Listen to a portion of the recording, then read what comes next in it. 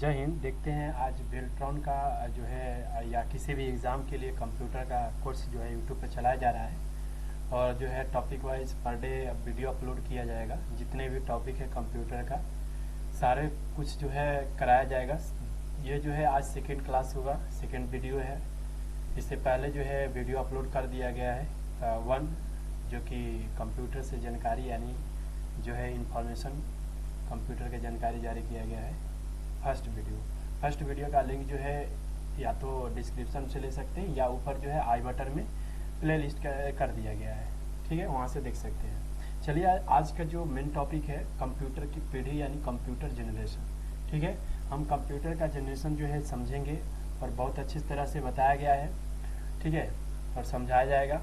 आप लोग जरूर इसे समझेंगे और इसे नोट करेंगे, नोट करके जरूर इसे बार बार रिवीजन करेंगे ताकि वो याद हमें हो जाए, किसी भी एग्जाम में वो काम करेगा, ठीक है। चलिए देखते हैं कंप्यूटर की पीढ़ी, कंप्यूटर जनरेशन। यदि आप चैनल पे नए हैं तो सब्सक्राइब जरूर कर लेंगे, ठीक है। चैनल को सब्सक्राइब करके और बेल आइकन जो है उसे ऑन कर लेंगे ताकि कोई भी नोटिफिकेशन आए तो आपको जल्दी मिले, यानी वीडियो अपलोड होगा तो आपको नोटिफिकेशन मिलेगा, उस वीडियो को देख सकते हैं। चलिए यहाँ पे हम देखेंगे कंप्यूटर की पीढ़ी में क्या होता है कंप्यूटर की जनरेशन। कंप्यूटर का विकास जो है वैज्ञानिकों के निरंतर चल रहे प्रयासों का परिणाम है, ठीक है। वैज्ञानिकों का उद्देश्य कंप्यूटर को अधिक उपयोगी, सुविधाजनक और सस्ता, कोरा या तीव्र गति यानी फास्ट से कार्य करने वाला एवं अधिक विश्वसनीय, विश्वास रखने वाला बनाया जा रहा है, ठीक है, या बना रहा है। अब तक कंप्यूटर की 5 पीढ़ियों यानी जनरेशन का पता चला है, ठीक है। और इसके बाद हम देखेंगे 5th जनरेशन यानी 5 जो है पीढ़ी। इसके बाद जो है नेक्स्ट जनरेशन भी देखेंगे और कंप्यूटर का वर्गीकरण एक इसके बाद वीडियो जो आएगा। तीसरा जो है कंप्यूटर का वर्गीकरण आएगा जिसमें आप लोग का एनालॉग कंप्यूटर रहेगा, ठीक है, डीएनए कंप्यूटर रहेगा, केमिकल कंप्यूटर रहेगा, क्वांटम कंप्यूटर रहेगा, नैनो कंप्यूटर रहेगा, ठीक है। ये सारे जो है डिजिटल कंप्यूटर होता है, हाइब्रिड कंप्यूटर होता है। तो थर्ड वीडियो में आएगा, ठीक है। आप लोग जरूर जो है वीडियो को शेयर करेंगे और चैनल को सब्सक्राइब करके बेल आइकन जरूर दबाएंगे ताकि वीडियो जो है अपलोड हो तो आपको सूचना मिल जाए, ठीक है। तो जो है तीसरा वीडियो होगा, नेक्स्ट डे अपलोड होगा। चलिए हम देखते हैं जनरेशन के बारे में हम अच्छी तरह से समझेंगे, ठीक है। इसका 5 पीढ़ी है, जनरेशन है फिलहाल, ठीक है। ये जो है समझ में आया, जनरेशन का प्रयोग किया गया है। सबसे पहले यहाँ पे दिया गया है क्रम 1 में समय इसका कब से कब तक हुआ है, तो 1940 से लेकर 1956 तक प्रथम पीढ़ी, ठीक है, फर्स्ट यानी पहली पीढ़ी। तो ये इसका जो मेन कंपोनेंट है यानी घटक है वो वैक्यूम ट्यूब है। क्या है? वैक्यूम ट्यूब है, यानी इससे आधारित पर कार्य करता है, ठीक है। और ये जो है किसी कहीं आपको मिलेगा 1942 1942 भी मिलेगा, ठीक है। तो 40 या 42 दिखे तो समझेंगे कि वही है, ठीक है, आसपास के अराउंड में है वो। तो इसका जो है वैक्यूम ट्यूब से होता है, उसको निर्वात जो है ट्यूब भी बोला जाता है। ये जो वैक्यूम ट्यूब या निर्वात ट्यूब है ना, जो कंपोनेंट है इसका वह हार्डवेयर है। क्या है? हार्डवेयर है। ये जिसका नाम है वैक्यूम ट्यूब, जिसको हिंदी में निर्वात ट्यूब बोलेंगे, वो जो है हार्डवेयर है। क्या है? हार्डवेयर। ये जो है पहली पीढ़ी के अंदर अगर आता है, इसका टाइम टेबल ये है। इसके अंदर जो है सॉफ्टवेयर को हम मशीनी भाषा यानी बाइनरी, जिसका कोड जो 0 से लेकर 1 होता है, जो प्रोग्राम के अंदर स्टोर किया जाता है, ठीक है। अब जो मशीनी भाषा यानी लैंग्वेज है उसे हम सॉफ्टवेयर कहेंगे, ठीक है। क्या कहेंगे? सॉफ्टवेयर कहेंगे। लेकिन जो हार्डवेयर होता है वह इसके अंदर जो है वैक्यूम ट्यूब है यानी निर्वात ट्यूब है। इसका मेमोरी जो है बताएंगे हम किस आधारित पे काम करता है, इसके एक एक करके हम लोग टॉपिक वाइज समझेंगे इसमें। जैसे प्रथम पीढ़ी, दूसरी पीढ़ी, है ना, सारे कुछ इसमें क्वेश्चन मिलेगा आप लोग को, ठीक है। इसका गणना जो है प्रथम का, पहली पीढ़ी का मिली सेकेंड में किया गया है। किस में किया गया है? मिली सेकेंड में। मिली सेकेंड का मतलब MS, मीटर पर सेकेंड, मिली सेकेंड में किया गया है, ठीक है। इसका जो उपयोग है वैज्ञानिक और रक्षा अनुप्रयोग के लिए किया जाता है, ठीक है। और इसका विशेषता जो है विद्युत और यांत्रिक मशीन के लिए किया जाता है। इसका उदाहरण हम बढ़िया से देखेंगे, जैसे इनिवैक हो गया, इडवैक हुआ, है ना, इनिवैक 1 हुआ, ठीक। तो ये चीज है। अब हम देखते हैं जो है जनरेशन दूसरा यानी सेकेंड जनरेशन, जिसका जो कार्यकाल रहा है टाइम टेबल 1956 से लेकर 1963 यानी 1956 से 1963 तक रहा, 63 या 64 तक चलता है। ठीक, ये सेकेंड जनरेशन है। ये जो इसका कंपोनेंट है यानी घटक है, जो ट्रांजिस्टर जो है क्या है, ट्रांजिस्टर पे वर्क करता है, कार्य करता है। सेकेंड जनरेशन, इस ये जो ट्रांजिस्टर है ना, ये हार्डवेयर है। क्या है? हार्डवेयर है। और सॉफ्टवेयर का मतलब हुआ उच्च स्तरीय असेंबली लैंग्वेज, जिसको जो है बैच ऑपरेटिंग सिस्टम कहते हैं। देखिए, सॉफ्टवेयर और हार्डवेयर होता क्या है? हार्डवेयर का मतलब जो है, हम क्या है कि उसे हार्डवेयर के मतलब से जो देख सकते हैं, ठीक है, लेकिन सॉफ्टवेयर जो होता है उसे हम नहीं देख सकते हैं, है ना, छू नहीं सकते हैं। ये चीज हुआ, इसके बारे में अलग से आएगा, हार्डवेयर सॉफ्टवेयर क्या है ना, अलग से वीडियो आएगा, अच्छे से वहाँ समझा देंगे, इसके लिए घबराना नहीं है। आगे हम जो है थर्ड जनरेशन देखेंगे, ठीक है। हाँ, इसमें देखेंगे सेकेंड जनरेशन में जो है इसका स्पीड जो है गणना किया जाता है माइक्रो सेकेंड से। क्या किया जाता है? माइक्रो सेकेंड से। इसका जो मेमोरी होता है, चुंबकीय मेमोरी होता है, मैग्नेटिक टेप होता है और मैग्नेटिक डिस्क होता है। कौन सा? सेकेंड जनरेशन में, ठीक है। चलिए, यहाँ तक इसका एग्जाम्पल हम आगे बताएंगे। अभी हम देखेंगे थर्ड में 1964 से लेकर 1971 तक, 1964 से लेकर 1971 तक इसका जो है थर्ड जनरेशन हुआ, ठीक है। ये 65 भी कहीं कहीं देता है, ठीक, और 1971 से 75 भी देता है, ये भी ध्यान रखेंगे, ठीक है। उसके लिए ये नहीं, दोनों याद रखेंगे, ऑप्शन जहाँ भी देखेगा, इसलिए कंफ्यूजन रहता है तो एग्जाम में पूछता नहीं है, क्लियर। चलिए आगे हम देखेंगे थर्ड जनरेशन जो है, ये जो काम करता है यानी जो घटक होता है, कंपोनेंट, आईसी चिप होता है, जिसको हम आईसी का फुल फॉर्म होता है इंटीग्रेटेड सर्किट। क्या होता है? इंटीग्रेटेड सर्किट, जिसका नाम है इंटीग्रेटेड सर्किट। अब ये जो है इसका काम जो ये जो हुआ ना, ये सॉफ्टवेयर हार्डवेयर हुआ। क्या हुआ? ये जो इंटीग्रेटेड है ना, ये जो है सर्किट, ये हार्डवेयर हुआ। लेकिन जो इसके अंदर जो सॉफ्टवेयर होता है थर्ड जनरेशन में, वह उच्च स्तरीय भाषा का मानकीकरण दिया गया है, ठीक है, और जो ऑपरेटिंग सिस्टम वर्क करता है। और इसका जो मेमोरी है ना, चुंबकीय भंडारण क्षमता में वृद्धि बढ़ाने के लिए किया जाता है, ठीक है। और इसका जो स्पीड है गणना किया जाता है एनएस का मतलब नैनो सेकेंड। क्या? नैनो सेकेंड, थर्ड जनरेशन के लिए, क्लियर है।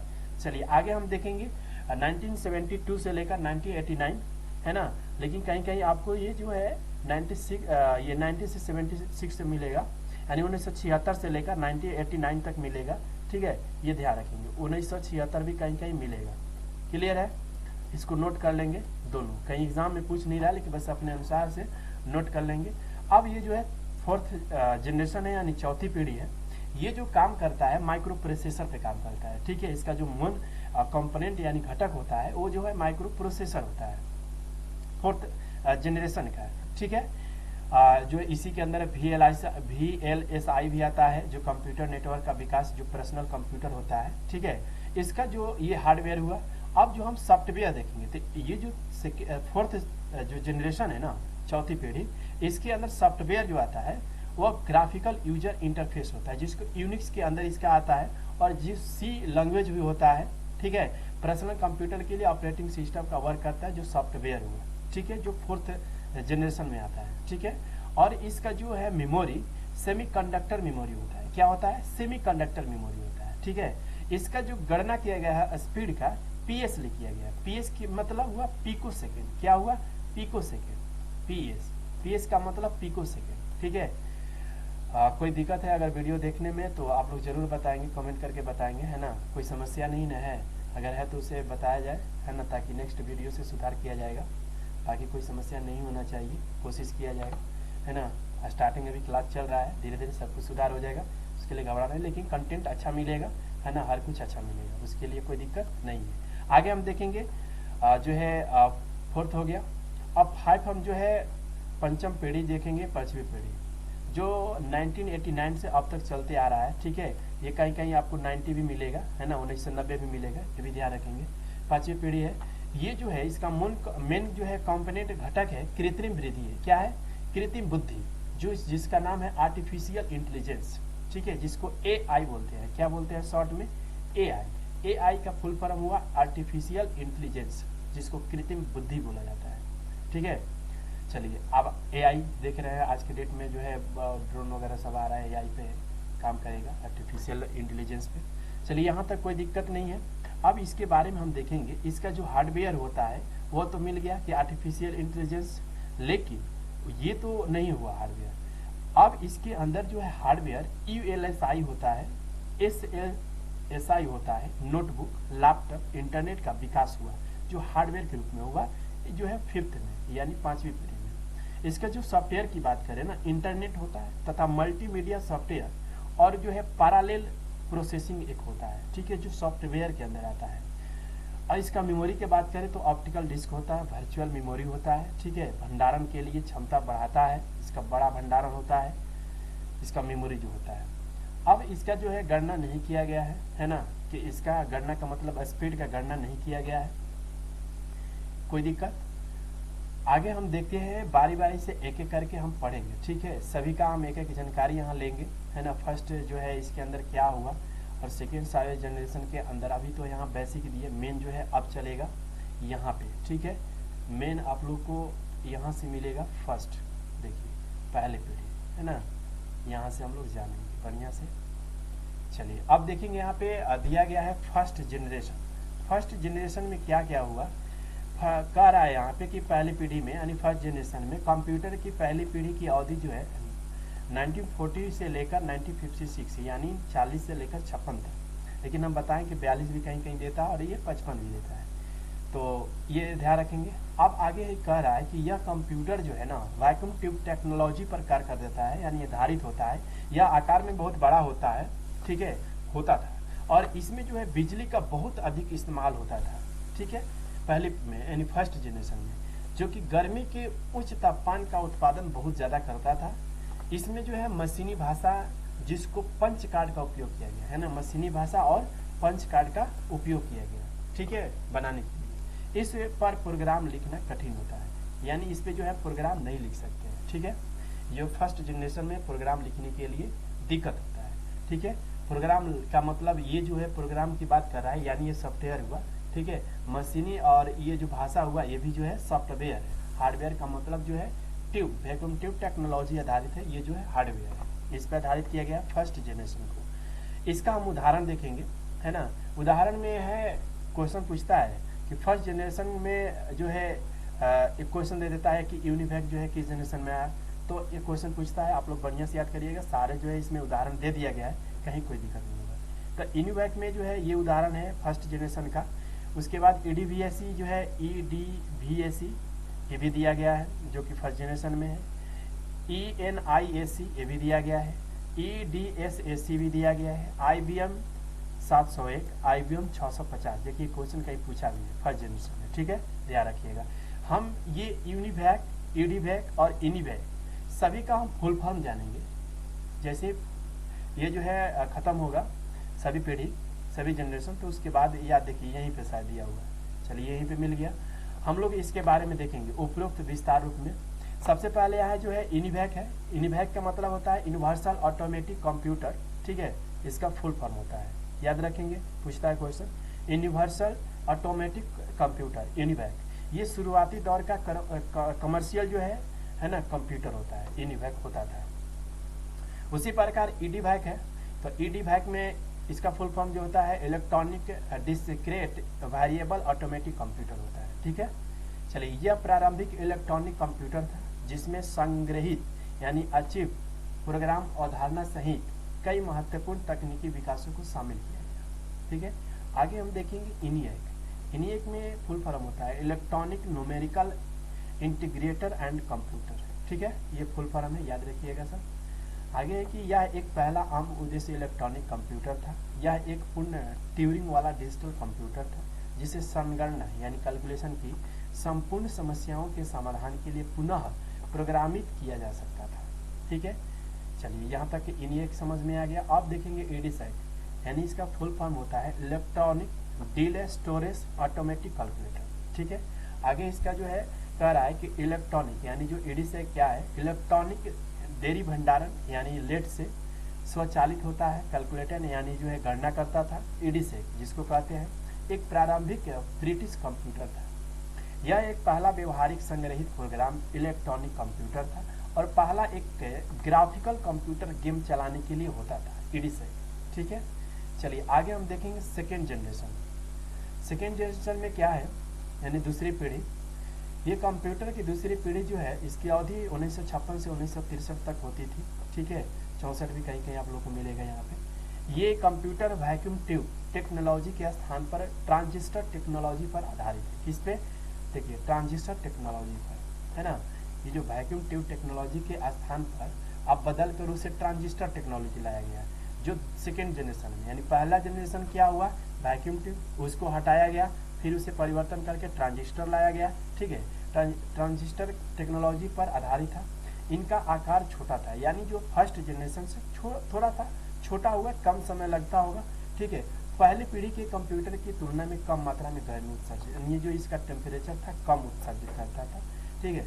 और उनकी काम करने की गति यानी स्पीड जो है अधिक होती थी। कौन सा? फर्स्ट का, उससे ये कम हुआ, ठीक है। हम बताए हैं कि फर्स्ट जो है जनरेशन एमएस यानी मिली सेकेंड में इसका स्पीड की गणना की जाती थी, लेकिन देखिए मिली सेकेंड, अब उससे बदल कर माइक्रो सेकेंड कर दिया गया, ठीक है। किस में? सेकेंड में। ये फर्स्ट हुआ, फर्स्ट जनरेशन में एमएस मिली सेकेंड हुआ, और सेकेंड जनरेशन में जो है माइक्रो सेकेंड आ गया, ठीक है। इस पे इसका गणना होने लगा। उसके बाद अब आगे हम देखेंगे, ये हुआ, इसका हम उदाहरण भी देखेंगे, एग्जाम्पल, ठीक, एग्जाम्पल समझेंगे। यहाँ से है, चलिए ये हुआ, यहाँ से हुआ, ठीक। ये कहा गया कि इस पीढ़ी के कंप्यूटरों में सेंट्रल प्रोसेसिंग यूनिट, देखिए सेकेंड में क्या लाया गया? सेंट्रल प्रोसेसिंग यूनिट, सेकेंड ही है ना, ठीक है। ये तो आ गया थर्ड, चलिए पहला था, दूसरा आप लोग को हो गया, ये हो गया, ठीक ठीक है, ये हो गया।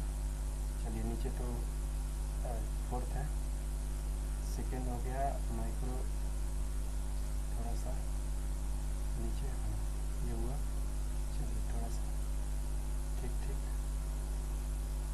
इधर ठीक। अब देखिएगा ये हो गया, है ना, ये हुआ, देखिए यहाँ पर कोबल वगैरह इसी में है। सेकेंड जनरेशन में अब देखेंगे हम लोग, तो सेकेंड जो है कंप्यूटर सेंट्रल प्रोसेसिंग, जो सीपीवाई है ना, सॉरी सीपीयू, इस पीढ़ी के कंप्यूटर में सेंट्रल प्रोसेसिंग यूनिट का यूज किया गया, सीपीयू जिसको बोलते हैं, full form central processing unit, CPU, ठीक है। स्मृति यानी मेमोरी, प्रोग्राम, मेमोरी को हिंदी में स्मृति बोलते हैं, प्रोग्राम की शाखा प्रोग्रामिंग लैंग्वेज, और इनपुट एवं आउटपुट, ठीक है, यूनिट्स, अवधारणा के विकास हुआ, ठीक है, यानी सेकेंड जनरेशन में। सेकेंड जनरेशन में इन कंप्यूटर को प्रोग्राम करने के लिए असेंबली भाषा का उपयोग किया गया, राइट, बताया है। अब ध्यान दीजिएगा, इन कंप्यूटर को प्रोग्राम करने के लिए बात कर रहा है, किस भाषा में? असेंबली भाषा में किया गया है ना। लेकिन इसका जो है मेन जो है किस पे आधारित था? फर्स्ट जो है ट्रांजिस्टर पे आधारित था, बता दिए हैं। यहाँ है प्रोग्रामिंग की बात कर रहा, तो असेंबली में, प्रोग्रामिंग यानी असेंबली का मतलब सॉफ्टवेयर। इसका उदाहरण है कोबल, ठीक है। उसके बाद फॉर्ट्रेन है, IBM 1401 है, IBM 1620 है, IBM 7090 है, CDC, देखिए ये भी शायद क्वेश्चन कहीं पूछा है, 3600, CDC 164, यूनिवेक 1108 आदि। ये जो है सेकेंड जनरेशन का एग्जाम्पल है। क्वेश्चन पूछता है कि कोबल जो है किस जनरेशन में आया, तो सेकेंड जनरेशन में, राइट, याद करेंगे। सबका फुल फॉर्म भी देखेंगे, उपयुक्त को विस्तार रूप में समझे। यहाँ दिया गया है सबसे पहले कोबल। कोबल में इसका फुल फॉर्म जो होता है, एग्जाम में पूछता है, कॉमन बिजनेस ओरिएंटेड लैंग्वेज। क्या होता है? कॉमन बिजनेस ओरिएंटेड लैंग्वेज, ये जो है कोबल का फुल फॉर्म। यह व्यवसायिक अनुप्रयोग के लिए डिजाइन की गई सबसे पुरानी उच्च स्तरीय प्रोग्रामिंग भाषाओं में से एक है, जो कोबल है। फॉर्ट्रेन के बारे में देखेंगे, इसका जो है मतलब होता है फार्मूला ट्रांसलेशन। क्या होता है? Formula translation. ये फार्मूला ट्रांसलेशन के लिए वर्क होता है। फोर्ट्रॉन जॉन वैक्स द्वारा, फोर्ट्रॉन जो है जॉन वैक्स द्वारा डिजाइन किया गया है। और इंटरनेशनल बिजनेस मशीन, जिसको IBM, देखिए IBM का भी जो है फुल फॉर्म पूछता है, ध्यान रखिए। इसका फुल फॉर्म क्या हुआ यहाँ पे, इंटरनेशनल है ना बिजनेस मशीन, राइट, द्वारा विकसित एक उच्च स्तरीय प्रोग्राम, ठीक है, एक उच्च स्तरीय प्रोग्रामिंग भाषा है। फोर्ट्रॉन का उपयोग जो है व्यापक रूप से वैज्ञानिक और गणितीय अनुप्रयोग के प्रोग्रामिंग के लिए किया जाता है, राइट। यहाँ तक समझ में आ गया? तो ये चीज़ है, याद रखिएगा अच्छे से, इसको नोट करिए आप लोग, है ना। अब हम देखेंगे थर्ड जनरेशन, ठीक है, फर्स्ट सेकेंड हो गया, थर्ड जनरेशन। थर्ड जनरेशन में जो है क्या होता है कि कंप्यूटर की जो तीसरी पीढ़ी है, अवधि है, इसका जो है 1964 से लेकर 1971, यहाँ 65 भी होता है कहीं कहीं और 75 भी होता है, 1965 से लेकर 1975 भी होता है। ये कंप्यूटर जो है आईसी पे काम करता है, यानी इंटीग्रेटेड सर्किट टेक्नोलॉजी पे काम करता है। आईसी का फुल फॉर्म हुआ पर आधारित है। इन कंप्यूटरों को प्रोग्राम करने के लिए उच्च स्तरीय भाषा, हाई लेवल लैंग्वेज जिसको बोलते हैं, है ना, हिंदी में उच्च स्तरीय भाषा और इंग्लिश में हाई लेवल लैंग्वेज बोलते हैं, का प्रयोग किया गया। ठीक है, इसको चलाने के लिए ना कम बिजली की आवश्यकता पड़ती थी, जो फर्स्ट और सेकेंड जनरेशन था उससे कम लगा, जो जब जाकर आईसी यानी इंटीग्रेटेड सर्किट यानी चिप का आविष्कार हुआ उस समय, यानी थर्ड में।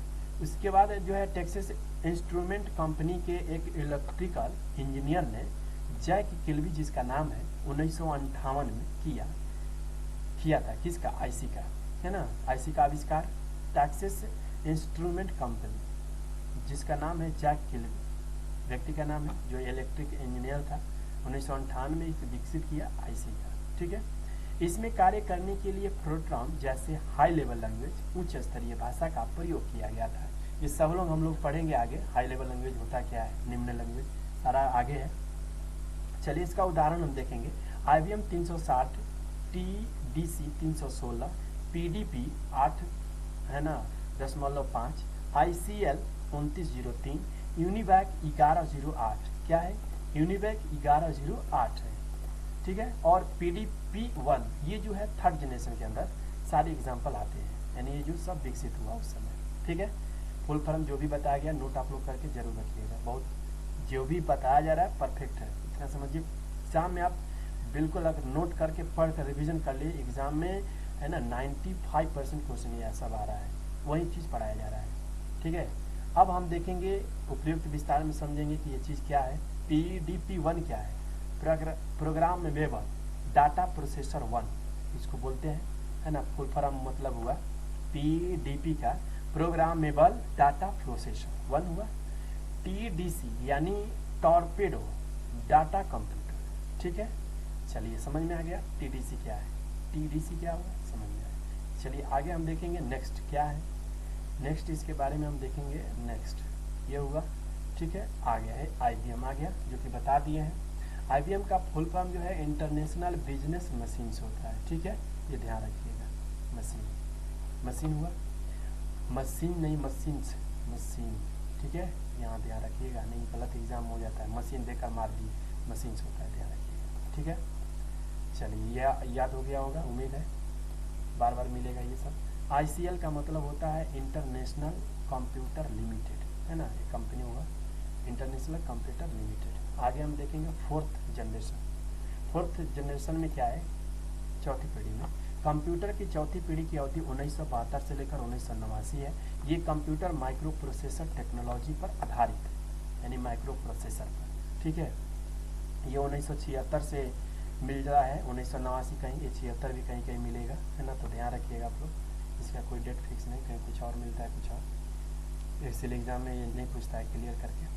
आगे माइक्रो प्रोसेसर टेक्नोलॉजी पर आधारित है। ये कंप्यूटर आसान, पोर्टेबल और सस्ते भी होते हैं। ठीक है, इसकी रख रखाव जो है ना बहुत कम लागत में हो जाती है। चौथी पीढ़ी जो है IC चिप जो थर्ड आया था, स्थान पर जो है VLSI लाया गया। क्या लाया गया, VLSI। ये चीज़ क्या है भाई, तो वेरी लार्ज स्केल इंटीग्रेटेड। क्या है, इस VLSI का मतलब हुआ जो है यहाँ पे ध्यान रखिएगा, वेरी लार्ज स्केल इंटीग्रेटेड। ठीक है, चिप का जो है उपयोग किया गया, जिसे हमें माइक्रो प्रोसेसर कहते हैं। इस टेक्नोलॉजी में एक ही चिप पर 30,000 कंपोनेंट्स को इंटीग्रेट किया जाता था, करना संभव था। VLSI के आने से सेंट्रल प्रोसेसिंग यूनिट यानी जो है CPU, ये सेंट्रल, देखिए मिस्टेक, सेंट्रल प्रोसेसिंग यूनिट, ठीक है, ये यूनिट को एक ही चिप पर लाना संभव हुआ, है ना। इस पीढ़ी के कंप्यूटर में ग्राफिकल यूजर इंटरफेस, जिसका नाम है GUI, फुल फॉर्म हुआ ग्राफिकल यूजर इंटरफेस, पर आधारित ऑपरेटिंग सिस्टम, जिसको OS बोला जाता है, OS का फुल फॉर्म ऑपरेटिंग सिस्टम, का प्रयोग किया गया। अर्थात यह यंग गणितीय और लॉजिकल कार्य करने के लिए बहुत ही आसान था। ठीक है, जो भी फैक्ट दिया जा रहा है आप लोग खुद अंदाज लगा लिए होंगे, एग्जाम जो देकर अगर कंप्यूटर के आए होंगे, क्वेश्चन आप लोगों को मिलता होगा इसमें। चलिए आगे हम देखेंगे उदाहरण फोर्थ का, ये हम देख रहे थे। IBM 4341 हुआ, एप्पल 2 इसी के अंदर आया, DEC 10 इसी के अंदर आया, स्टार 1000 इसी के अंदर आया, ZX स्पेक्ट्रम इसी के अंदर आया, PDP 11 है ना। ये सारे जो है देखिए, क्राई 1 है, सुपर कंप्यूटर इसको बोलते हैं, है ना। उसके बाद क्राई XMP आया, सुपर कंप्यूटर होता है, ये भी है, ठीक है। तो ये ध्यान रखेंगे, जो भी है मिल गया आपके सामने, इसका हम आगे उपयुक्त विस्तार देखेंगे कि IBM क्या है।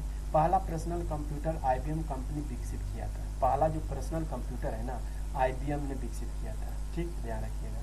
GUI का मतलब होता है ग्राफिकल यूजर इंटरफेस, CPU का मतलब होता है सेंट्रल प्रोसेसिंग यूनिट, DOS का मतलब होता है डिस्क ऑपरेटिंग सिस्टम, ध्यान रखिएगा, DOS का मतलब डिस्क ऑपरेटिंग सिस्टम, राइट। आगे हम देखेंगे पांचवी पीढ़ी, 5th जनरेशन। कंप्यूटर की पांचवी पीढ़ी की अवधि 1989 से अब तक चलते आ रहा है, 89-90 दोनों होता है जी, 1990 से अब तक वर्तमान में अभी तक चलते आ रहा है। ये कंप्यूटर कृत्रिम बुद्धि पर आधारित है ना, जिससे वॉइस रिकॉग्नाइजेशन एवं इमेज कंट्रोल का कार्य तीव्र गति से किया जा सकता है, ठीक है, किया जा सकता है। इस पीढ़ी की कंप्यूटर में ना VLSIC क्या है, VLSIC के स्थान पर जो ना ULSIC लगेगा, ठीक, जिसको नाम है ultra large scale integrated circuit, right. ULSIC का चिप है ये एक प्रकार का, जो माइक्रो प्रोसेसर के रूप में प्रयोग किया जाता है। पांचवी पीढ़ी के कंप्यूटर के सॉफ्टवेयर की बात की जाए तो इस पीढ़ी में उपयोग किए जाने वाले मुख्य सॉफ्टवेयर जो है विंडो हुआ 95, C++, विजुअल बेसिक, जावा आदि, है ना। ये जो हुआ सॉफ्टवेयर है, राइट। सॉफ्टवेयर के बारे में जो है और सारे कुछ आगे वीडियो में मिलेगा, उसके लिए घबराना नहीं है। अब ये जो है उदाहरण हम इसका देखेंगे।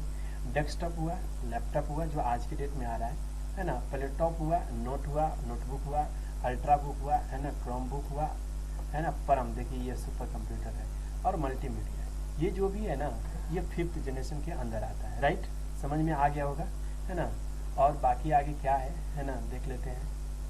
चलिए ये चीज़ हुआ, उसके बाद इसका कुछ इम्पोर्टेंस फैक्ट्स होगा। देखिए यहाँ पे हम लोग, अच्छा यहाँ है, देखिए उपयुक्त विस्तार। चलिए देखिए यहाँ पे कह रहा है कि ULSIC ultra large scale integrated circuit, multimedia, sound, image, text, graphic आदि, यानी मल्टीमीडिया क्या क्या होता है ये चीज़ है।